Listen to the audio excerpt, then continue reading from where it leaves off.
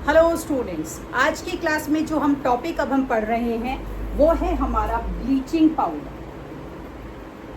ये नाम आपने बहुत बार सुना होगा कि चीज़ों को हम ब्लीच करते हैं। वाइट शर्ट्स या वाइट रंग के जो हमारे कपड़े होते हैं उनको अच्छे से साफ करने के लिए हम ब्लीचिंग पाउडर का यूज़ करते हैं। तो ये जो ब्लीचिंग पाउडर है इसे हम केमिकली कैसे बनाते हैं? तो ब्लीचिंग पाउडर बनाने के लिए हमें चाहिए कैल्शियम हाइड्रोक्साइड। तो calcium hydroxide CaOH2, calcium hydroxide हमने लिया, ब्लीचिंग पाउडर है, उसके साथ हमने क्लोरीन को मिक्स करा तो हमें मिला CaOCl2। हमें मिला कैल्शियम ऑक्सीक्लोराइड जिसे हम बोलते हैं ब्लीचिंग पाउडर। ब्लीचिंग पाउडर ये हमारा क्या है? Calcium oxychloride. ये हमारा कैल्शियम ऑक्सीक्लोराइड है, साथ में हमें मिल जाता है हमारा पानी। तो जो ये ब्लीचिंग पाउडर है इसके अंदर क्योंकि क्लोरीन को हमने डाला है, तो जब आप ब्लीचिंग पाउडर कोई भी ब्लीचिंग पाउडर देखोगे आपको उसके अंदर स्मेल करोगे तो स्ट्रॉन्ग स्मेल ऑफ क्लोरीन आपको स्मेल होगी उसके अंदर। इसके अंदर हमारा ये जो है पानी, ठंडे पानी में ही ये हमारा सॉल्यूबल होता है। और ब्लीचिंग पाउडर जो है डाइल्यूट एसिड के साथ जब हम इसे मिला देते हैं तो ये हमारा क्लोरीन को प्रोड्यूस करता है। जैसे कैल्शियम ऑक्सीक्लोराइड CaOCl2 जो है हमारा ब्लीचिंग पाउडर, जब मैंने इसे अपने डाइल्यूट सल्फ्यूरिक एसिड के साथ मिला दिया तो कैल्शियम सल्फेट मिल गया, CaSO4, क्लोरीन मिल गया और साथ में हमें मिल गया पानी। इस तरीके से जो हमारा जो ब्लीचिंग पाउडर है उसमें जो रियल क्लींजिंग एजेंट होता है वो हमारा क्लोरीन होता है। तो ब्लीचिंग पाउडर जो है उसका यूज़ क्या करते हैं, जो हमारी कॉटन की और लिनन की इंडस्ट्रीज़ हैं उनमें हम ब्लीचिंग पाउडर का यूज़ करते हैं। जो हमारी कॉटन का फ्लावर होता है उसको ब्लीच करके हम उसको थ्रेड में कन्वर्ट करते हैं और इसके लिए ब्लीच करते हैं, साफ़ करने के लिए हम ब्लीचिंग पाउडर का यूज़ करते हैं। लॉन्ड्री इंडस्ट्रीज़ में हम इसे यूज़ करते हैं, पानी को डिसइंफेक्टेंट करने के लिए यूज़ करते हैं, क्लोरोफॉर्म बनाने के लिए यूज़ करते हैं, CHCl3 दैट इज़ क्लोरोफॉर्म, बहुत सारी दवाइयों में भी डलता है ये। उसके बाद हमारा जब ऊन बनाते हैं, ऊन हमारी श्रिंक ना हो उसको अनश्रिंकेबल बनाने के लिए हम उसमें ब्लीचिंग पाउडर का यूज़ करते हैं। और हमारे बहुत सारे इंडस्ट्रीज़ में, केमिकल इंडस्ट्रीज़ में एज एन ऑक्सीडाइजिंग एजेंट हम ब्लीचिंग पाउडर का यूज़ करते हैं। अब हमारा अगला केमिकल जो हम बनाते हैं, सॉल्ट जो है हमारा, वो है हमारा प्लास्टर ऑफ पेरिस। देखिए आपने प्लास्टर का नाम तो बहुत ही सुना होगा अपने आसपास। तो जो ये प्लास्टर ऑफ पेरिस है इसे हम कैसे बनाते हैं? प्लास्टर ऑफ पेरिस जो है ये हमारा कैसे बनता है? तो ये जो है हमारा, इसे हम बोलते हैं calcium sulphate hemihydrate. Calcium sulphate hemihydrate, this is known as POP, plaster of Paris. ये इसका केमिकल नेम है। कैसे बनाते हैं? हम लेते हैं CaSO4 2H2O, this is called gypsum. इसे हम जिप्सम बोलते हैं।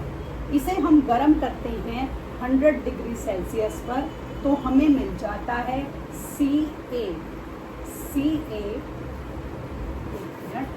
हमें मिल जाता है CaSO4 half H2O plus 1.5 H2O। तो ये जो है हमारा, this is known as calcium sulphate hemihydrate. ये हमारा होता है प्लास्टर ऑफ पेरिस। तो जिप्सम को गर्म करके 100 डिग्री सेल्सियस पर हमें प्लास्टर ऑफ पेरिस मिल जाता है।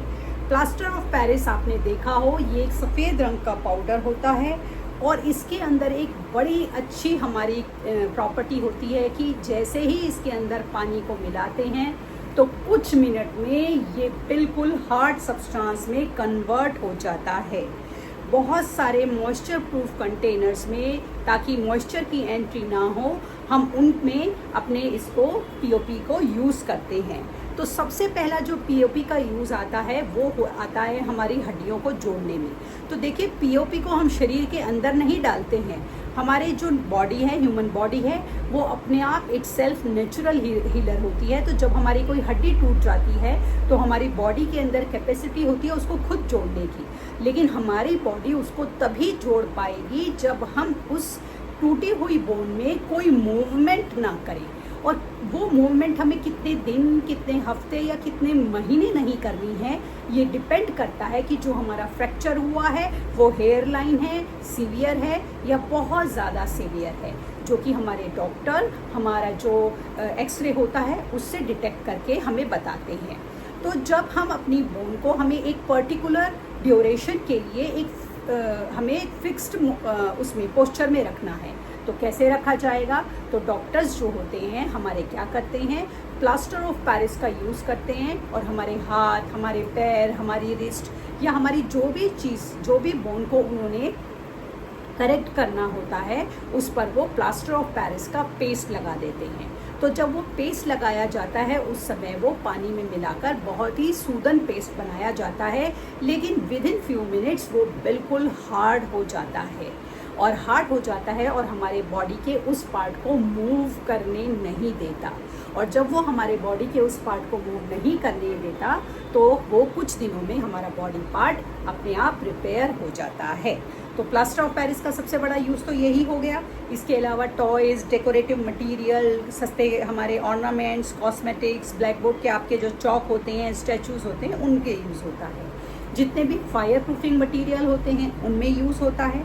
हमारी केमिकल इंडस्ट्रीज़ में, जैसे कि एयर गैप जिसमें हमें कवर करना होता है, उसको बिल्कुल ठीक कर रखना होता है, उसमें हम इसको यूज़ करते हैं। हमारे घर की दीवारों को हम अपने ना डेकोरेटिव सीलिंग्स पर काम करा लेते हैं, उसके लिए हम पीओपी का यूज़ करते हैं। तो इस तरीके से हमने अपने सारे सॉल्ट्स अपने पढ़ लिए। अब एक चीज़ जो हमारी बची है वो क्या बची है? देखिए, हमने ना अलग अलग चीज़ें करी कि हमने सॉल्ट्स बना लिए। तो हम ना एक चीज़ बोलते हैं, जैसे आप शुगर हाथ में लेते हैं, सॉल्ट हाथ में लेते हैं, तो आप देखते हैं कि ये क्रिस्टलीन फॉर्म में होते हैं। क्रिस्टलीन मतलब वो आपको दरदरा हाथ में फील होता है कि there is something in your hand. तो जब हम अपने जो वाटर होते हैं, जैसे हमारा जो पानी है, पानी को भी हम इस तरह से क्रिस्टलीन फॉर्म में ले आते हैं, मतलब क्रिस्टल फॉर्म में, मतलब पानी को हमने इस तरह से हाइड्रेट कर लिया कि हमारा जो पानी है वो क्रिस्टलीन फॉर्म में आ गया। तो जब हम अपने पानी को क्रिस्टलीन फॉर्म में ले आते हैं तो हम उन्हें बोलते हैं वाटर ऑफ क्रिस्टलाइजेशन, या हम उन्हें बोलते हैं हाइड्रेटेड सॉल्ट। उनमें हम उनके पानी को क्या कर देते हैं, हम उसके पानी को इवेपोरेट कर देते हैं और उन्हें क्रिस्टलीन फॉर्म में ले आते हैं। तो जब हम उन्हें क्रिस्टलीन फॉर्म में लाते हैं तो हमारे अलग अलग रिस्पेक्टिव सॉल्ट हमें इस तरीके से मिल जाते हैं कि हम उन्हें स्टोर कर रख सकते हैं, क्योंकि पानी मॉइस्चर है और वो चीज़ को हो सकता है after a certain amount of time, after a certain period of time वो उस चीज़ को ख़राब कर दे। लेकिन अगर वो क्रिस्टलीन फॉर्म में है तो उसकी ड्यूरेबिलिटी बढ़ जाती है, पहली बात। दूसरी बात, जो सबसे बड़ी बात होती है, जब हमारे जितने भी ये हमारे सॉल्ट होते हैं या हमारे वाटर होता है या हमारे जितने भी ये लिक्विड्स होते हैं, ये ज़्यादा डैमेजिंग होते हैं लिक्विड पोजीशन में, क्योंकि इनके अंदर पानी है तो ये डायरेक्ट आपके ऊपर एक तरह से आपको डैमेज कर सकते हैं। लेकिन अगर ये क्रिस्टलीन फॉर्म में है तो ये किसी को भी डैमेज नहीं करेंगे अनलेस एंड अनटिल इनको मॉइस्चर नहीं मिल जाता। जब तक इन्हें मॉइस्चर नहीं मिलेगा ये बिल्कुल भी डैमेजिंग पोजीशन में नहीं होते और मज़े से पड़े रहते हैं। तो इस तरह से हम अपने कोबाल्ट नाइट्रेट, सोडियम कार्बोनेट, निकल sulphate, magnesium sulphate, copper sulphate, iron sulphate, हम जितने भी हमारे रिस्पेक्टिव सॉल्ट होते हैं उन्हें क्रिस्टलीन फॉर्म में ले आते हैं। तो जब सॉल्ट का अब हमने उसको पानी का उसको कर दिया उसको, तो इसे हम action of heat on hydrated salt, जब हम हीट से उनके मॉइस्चर को ख़त्म कर देते हैं तो हमारे जो सॉल्ट हैं वो हमें एनीहाइड्रस फॉर्म में मिल जाते हैं, और जब हम उनमें दोबारा पानी मिला देंगे तो वह हमें हमारे दोबारा उसमें मिल जाएंगे। तो ये हमारा जो है रिस्पेक्टिव एसिड्स की फॉर्म में मिल जाएंगे। तो एसिड को कॉरोजिव ना हो, वो डैमेजिंग ना हो, या जो हमारे रिस्पेक्टिव सॉल्ट्स हैं जिनमें हमने अलग अलग एसिड्स बेसिस डाले हैं, उनको बनाया है, उनको हम लेस कॉरोजिव बनाने के लिए क्रिस्टलिन फॉर्म में ले आते हैं, तो वो हमारे लिए ज़्यादा सेफ रहते हैं और बेहतर उनकी ड्यूरेबिलिटी भी बढ़ जाती है। इसी के साथ हमारा एसिड, बेसिस और सॉल्ट का टॉपिक ख़त्म हो गया। अगली क्लास में हम नया टॉपिक शुरू करेंगे। तब तक के लिए शुभ रात्रि।